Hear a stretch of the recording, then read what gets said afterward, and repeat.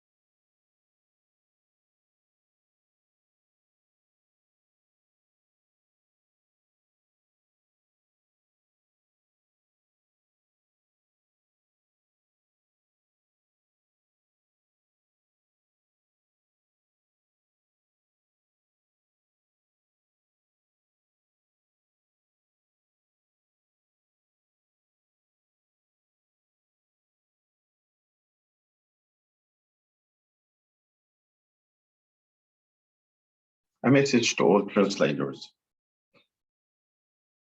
Translation is a global activity, as Besnet and Johnston argued, and therefore we have to improve communication with other disciplines to move beyond binaries in order to engage with the idea of translation as global activity. Why I recommend appropriation? I recommend appropriation because this approach, okay, or through this approach, we can apply free communicative translation and focuses on the content and form as much as possible, which fits literary translation, especially the translation of poetry. A good translator should carry out the tasks of decontextualization and recontextualization appropriately. Appropriation is a wider term than equivalence, of course, whether linguistic, cultural, etc., since it tries to transfer non-equivalent points in a way understandable by the target reader, especially the ambient and cultural specifics. There are many challenges that a translator faces. But keeping the stylistic features of the source text or appropriating them into a new feature. This is the first challenge that can meet a translator who's going to translate a text, how to keep stylistic features or appropriate them into new features of the target text, which is an important decision he or she should take.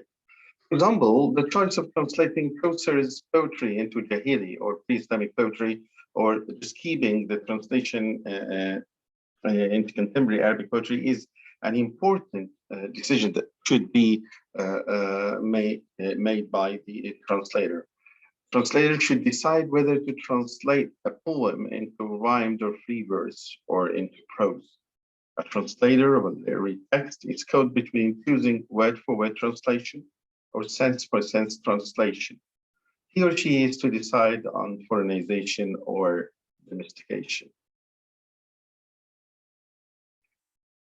3 ways of appropriation. I suggest here 3 ways that can be used while appropriating a text.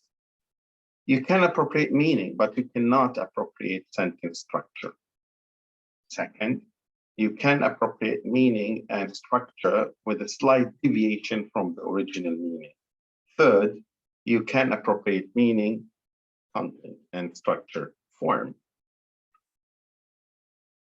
Sometimes the cultural equivalent does not exist, and the translator is faced with cultural specifics, such as proverbs. We have 3 Arabic proverbs. The first one is قطعت جهيزة قول كل خطيب. The second, ما يوم حليمة بسر. The third, كيف أعاودك وهذا أثر كأسك. Of course, each proverb has a story behind it, as you see here in the notes behind the text. But the most important thing is to decide on the approach you're going to follow in translating this. Literal translation is not suitable here since the sentence is historically and culturally bound. Searching an equivalent in the target language? Yes, of course, this is okay, but it's difficult to find an equivalent for a proverb.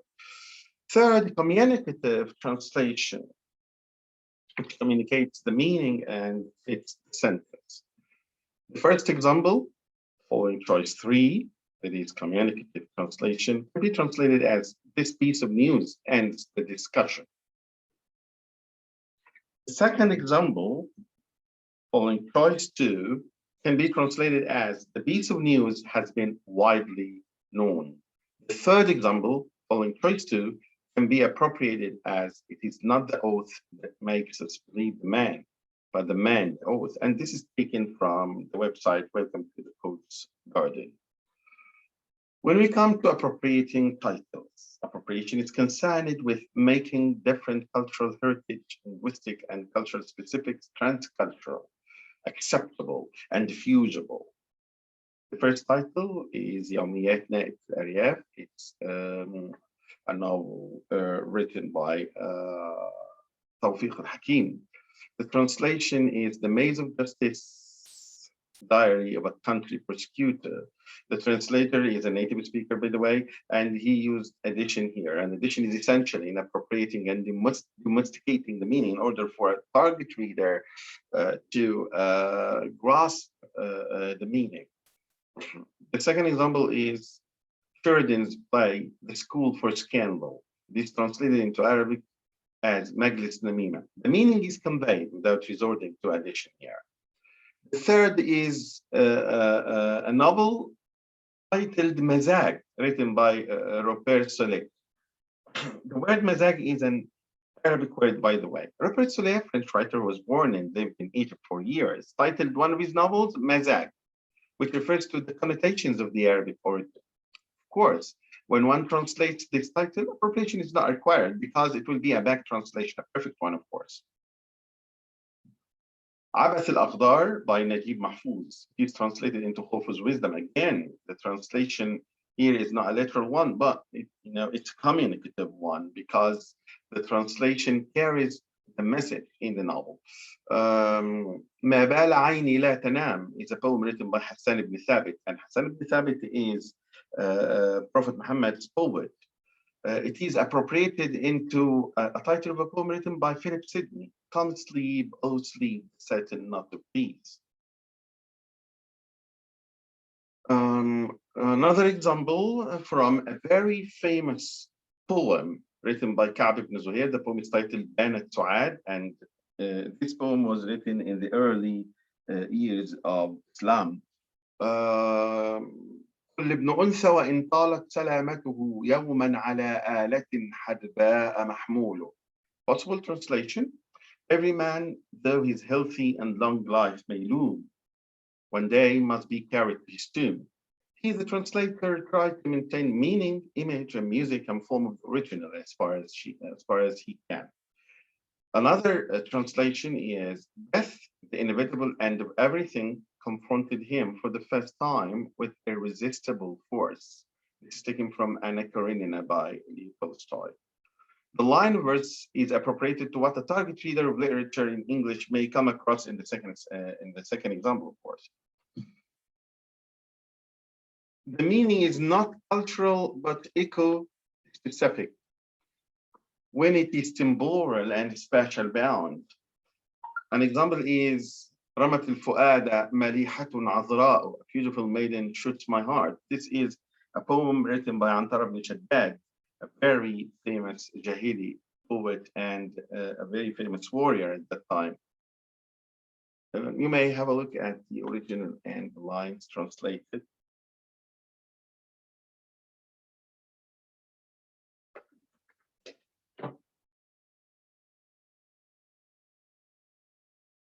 The second part of the poem here, and have a look.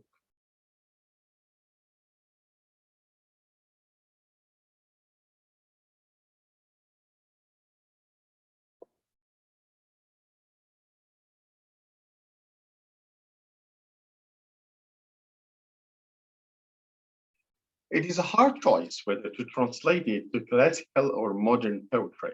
However, the best I have done was to appropriate between both choices. Images are almost kept the same, but the classical style, structure, and eco-specific elements such as saba'u, which is the east wind, are rendered in modern ones in the target language. Shakespearean, Byronic, as well as Wordsworthian images are appropriated in line 4 and other lines, of course.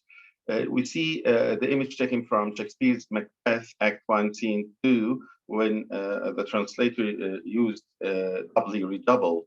The walk of Abla is likened to Byron's poem, She Walks in Beauty. And the tossing here is taken from Wordsworth's Daffodils. Folklore, the Mawal. In Shafika Mitwali, a very famous Mawal written in Upper Egyptian dialect, homonym is sometimes appropriated. For example, كلام يشبه سلاح ماضي من مؤلف على الورق ماضي ودي حتى في العهد الماضي. So the rhyming word is madi, it's pronounced the same but with different meanings.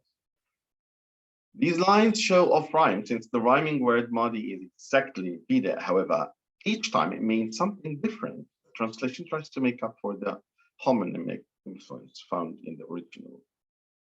As you see here in the translation, we use the word weapon, we open, and happen in order to maintain the this kind of rhyme. And here we have, you know, an homophonic element, which is an example of pronomesia.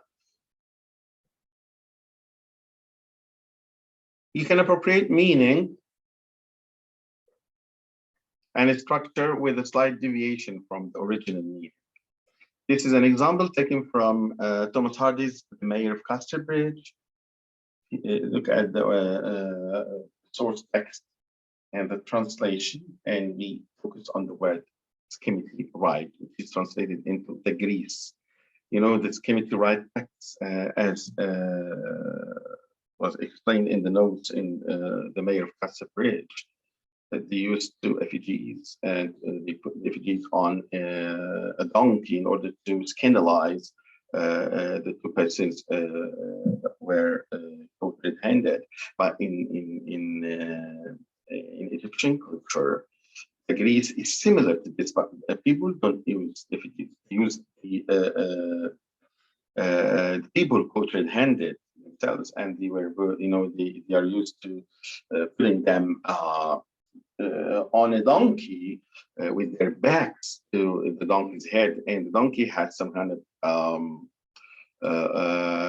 a ring with many bells around its neck, so that when the donkey moves, bells ring at the same time. So the bell in Arabic is called daras. So the ringing of bells, you know, make what is called a grease, that is scandalization.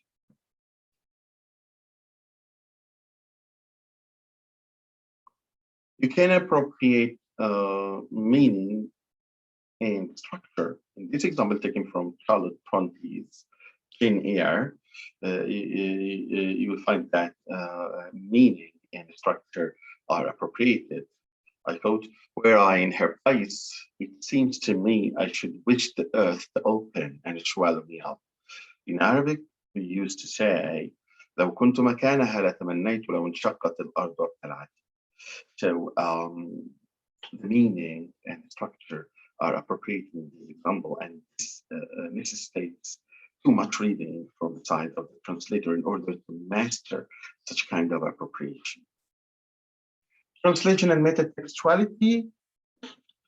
The perfect example that I found is Sons and Lovers, written by D.H. Lawrence in 1913, and As-Sarab, The Mirage, written by Naguib Mahfouz in 1948.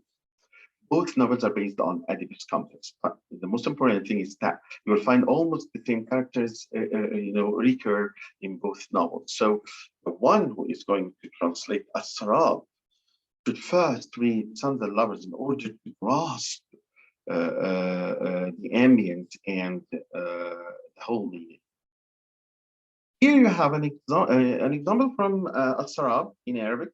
then my translation under the example and what is similar from Sons and Lovers. So we may look at my translation and the quotation from Sons and Lovers. You'll find that there's some kind of similarity.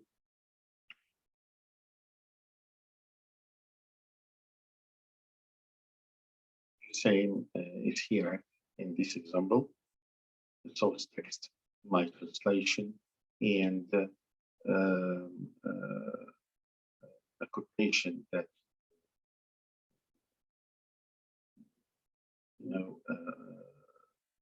echo the meaning of the original Arabic. The same as in the third example.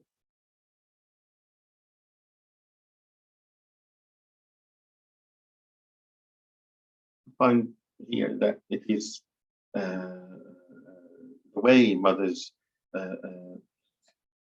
act with their sons, with their only sons everywhere. They try to control them. Here in Arabic is evident, and in the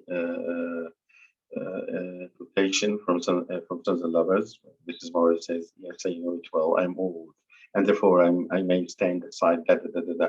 So she tries to affect her son's decision.